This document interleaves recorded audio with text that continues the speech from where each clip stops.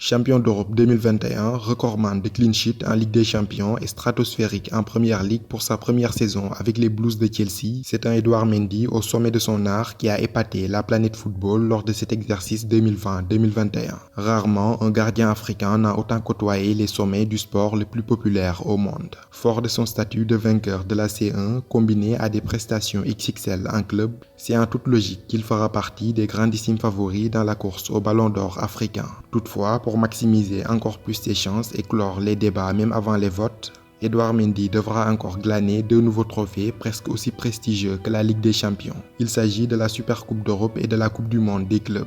Cette Supercoupe de l'UEFA édition 2021 opposera Chelsea à Villarreal d'Unai Emery, vainqueur de la Ligue Europa. Ce sera le 11 août 2021 au Windsor Park de Belfast en Irlande du Nord. Et puis le 4 décembre prochain, Edouard Mendy et sa bande prendront la direction du Japon où se déroulera la Coupe du Monde des clubs.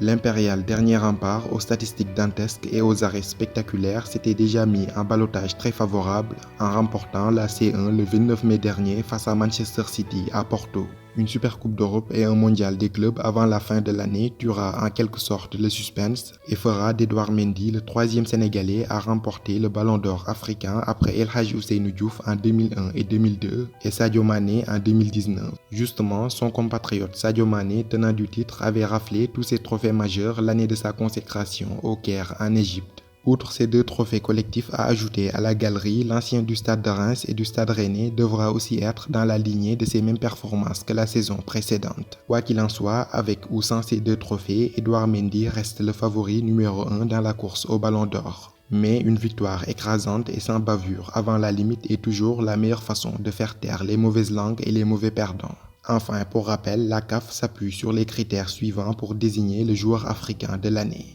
Les performances du joueur au niveau national et international durant l'année, la permanence de ses prestations, l'accomplissement sportif, le charisme et l'influence et enfin la popularité.